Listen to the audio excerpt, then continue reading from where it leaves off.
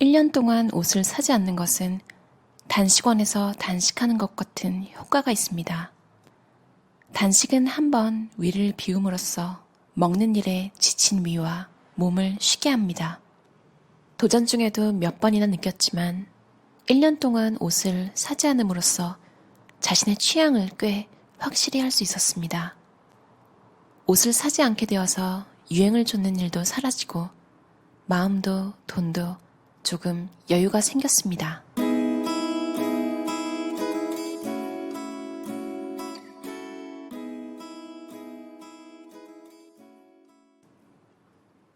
저자 마스오 다이코 씨는요, 이력이 조금 특이해요.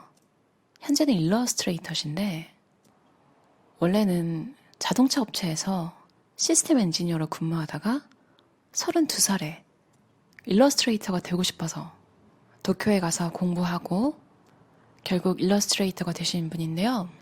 옷에 관심이 많은 게 어머니 영향도 있다고 해요. 어머니가 양재를 하시던 분이라서 늘 옷을 만들어 주셨대요. 이제 그런 옷에 대한 욕구는 심어졌는데 여러분도 아시겠지만 부모님이 사다 주시는 옷들이 자녀들이 아주 그걸 마음에 들어 하기는 조금 힘들잖아요. 대부분은요. 이제 이 저자도 취업을 하게 되면서 이제 억눌려 왔던 그 취향에 대한 욕구가 터집니다. 그래서 월급을 이제 옷 사는데 팡팡 쓰는 거죠. 이제 일본 여성 미니멀리스트들의 책에는 꼭 이런 내용이 나오는 것 같아요.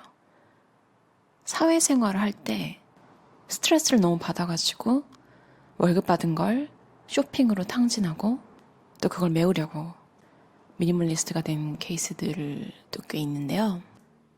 이분 책을 읽어보면 마치 옷 정리를 못해서 다른 부분은 어떨까 생각이 드는데 이분은 딱 옷만 욕심을 못 버리는 분이신 거예요. 정리하고 깔끔하게 사는 거 굉장히 좋아하시는 스타일이라고 해요.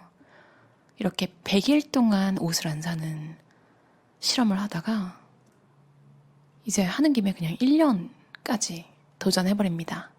옷을 마구 사서 쌓아두던 나는 이런 사고회로였다. 어쨌든 뭔가 갖고 싶어지면 사람은 구매를 정당화하려고 여러 가지 변명을 생각해냅니다. 다른 사람에게 말하지 않아도 자기에게 하는 변명 말입니다. 이것만 있으면 이리저리 맞춰 입는데 쓸모가 있을 듯. 뒤집어 입을 수 있으면 2배로 즐길 수 있으니까 이득. 겉과 속 2가지로 입을 수 있어. 그런데 보관 공간은 한 벌 분량만 차지. 어쩐지 절약하는 기분이 들죠. 실제로는 뒤집어 입는 것이 귀찮아서 마음에 든 쪽으로만 입습니다. 결국은 이익 본 느낌 없음. 세일이니까 사지 않으면 손해. 가격에 낚여서 산다면 마음에 들지 않는 부분도 가격이 싸니까 할 수 없지 라면서 참게 됩니다. 이런 비싼 옷이 60% 오프라니 라며 살 때만큼은 크게 이득을 본 기분이 됩니다. 고민이 될 때는 후회하지 않도록 2개 다 산다. 그런데 엄청 마음에 드는 경우 말고는 둘 다 입지 않게 되는 시기가 한꺼번에 옵니다. 결국은 그냥 돈 낭비가 되어버립니다. 소소한 파티에서도 입을 수 있을 것 같아. 숍의 점원이 자주 하는 대사. 이쪽 옷은요, 평소에도 입을 수 있고 소소한 파티 같은 데도 입고 갈 수 있어요. 그때는 그렇겠네 라고 생각했지만 실제로는 소소한 파티 같은 것은 없습니다. 도대체 뭘까요? 소소한 파티라는 게 제대로 된 파티일 경우 평소에 입고 다니는 옷을 입고 가면 초라해지는 게 틀림없을 텐데 말입니다. 현실은 파티는커녕 집에 있는 아틀리에에 온종일 박혀서 그림만 그리는 매일매일인데 말이죠. 이런 식으로 옷은 점점 늘어갔습니다. 그렇게나 잘 어울릴 수가 없던 옷이었는데 집에 돌아와서 다시 입어보면 어머, 생각한 거랑 좀 다른 것 같은데? 제멋대로 걸어놓은 마법이 풀리는 순간입니다. 그리고 구입할 때의 들뜬 기분은 싹 사라지고 낭비했다는 후회만 남는 마법에 걸려버리는 것은 반짝반짝 닦아놓은 가게의 거울과 밝은 조명 때문인지도 모릅니다. 어머, 왠지 좀 멋진 듯 하게 보이는 것이죠. 그런 수많은 변명을 해대며 온갖 실수를 해온 나. 결국은 어쨌든 뭔가 사고 싶었던 것뿐인지도 모릅니다. 넷플릭스에서 소셜 딜레마라는 다큐멘터리를 봤는데요.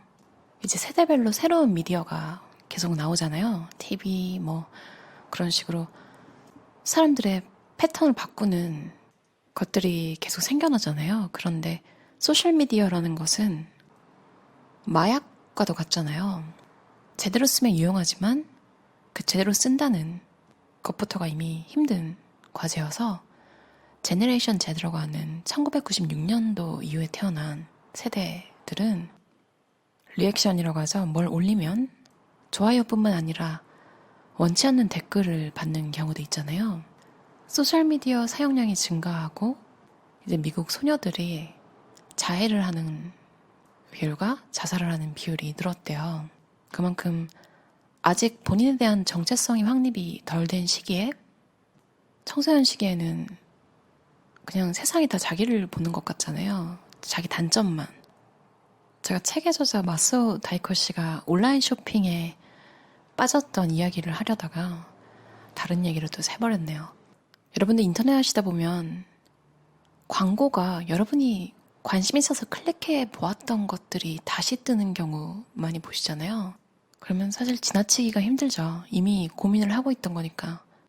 다행히 저자는 100일 동안 옷을 사지 않고 또 그걸 1년까지 연장해서 한 후에 원래는 이제 백화점을 눈 감고도 돌아볼 수 있는 정도로 빠삭했는데 좋아하는 매장을 천천히 둘러봐도 사고 싶은 옷이 없다는 걸 깨달았대요.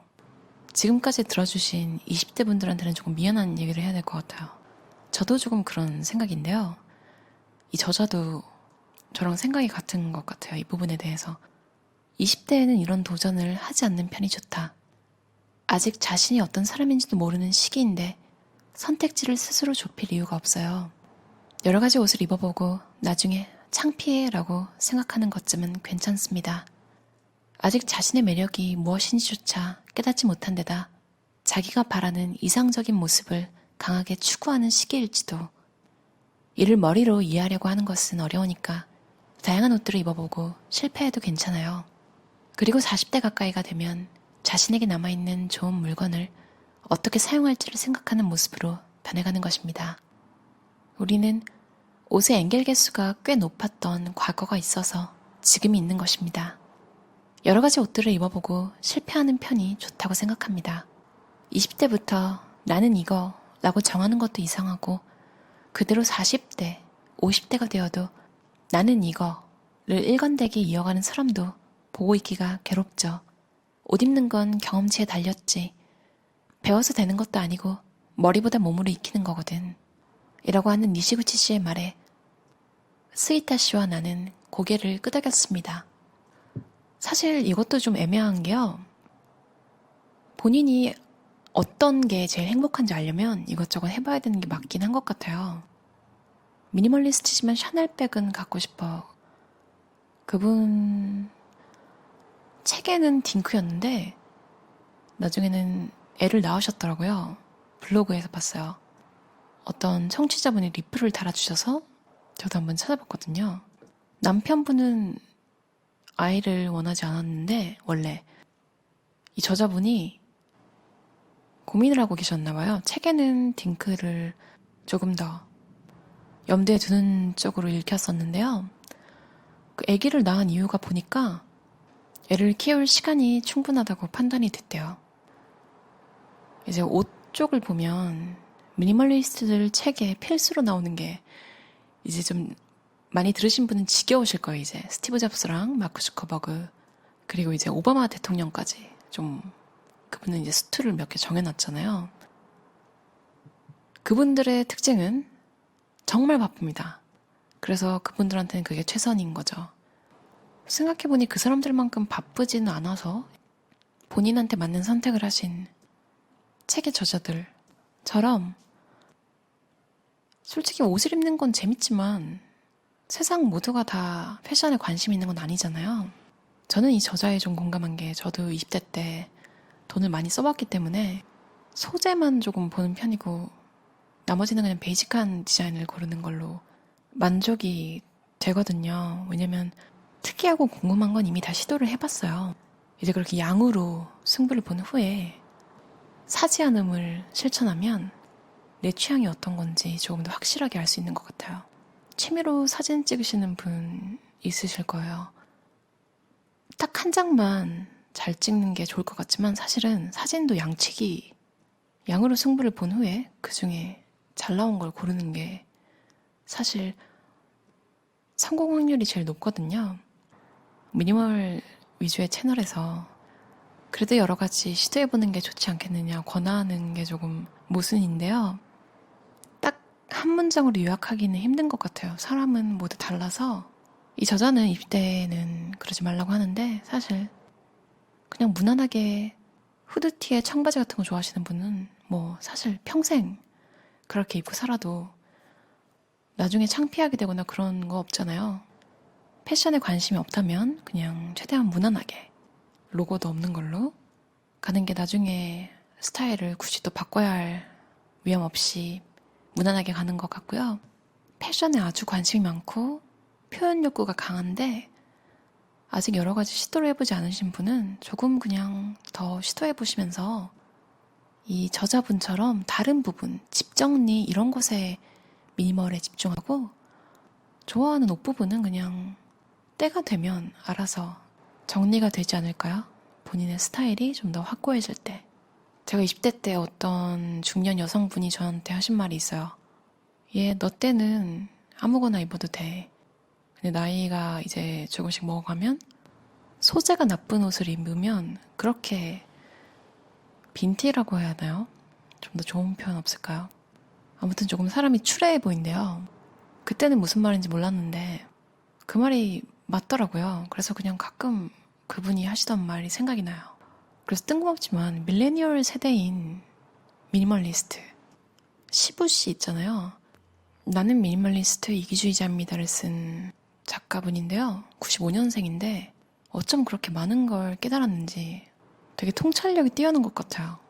그분은 이미 어린 나이에 1.호화 쌍계 비지덕이라는 거를 몸소 깨닫고 이미 가치 투자를 하고 있었던 거죠. 개인적으로 도움을 많이 받은 책 중에 하나예요. 여러분들은 옷에 대해 어떻게 생각하시나요?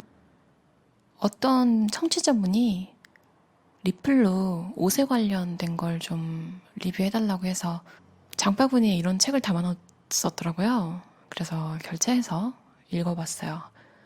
문체를 보시면 알겠지만 정말 한없이 가벼운 느낌으로 읽히는 마음 편하게 읽을 수 있는 책? 말이 다 짧아요.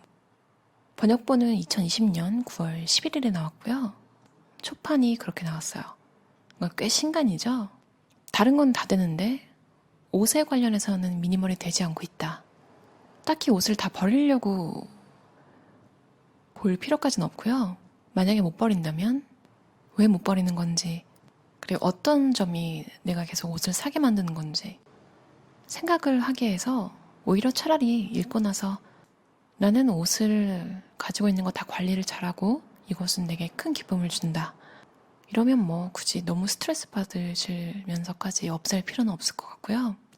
단지 그냥 남들이 어떻게 볼지 신경 쓰여서 그냥 단지 유행에 뒤처질까봐 이런 이유로 옷을 못 버리고 계신 분은 버리는 쪽으로 양쪽 다 도움이 될 것 같아요. 그럼 들어주셔서 감사합니다. 편안한 밤 보내세요.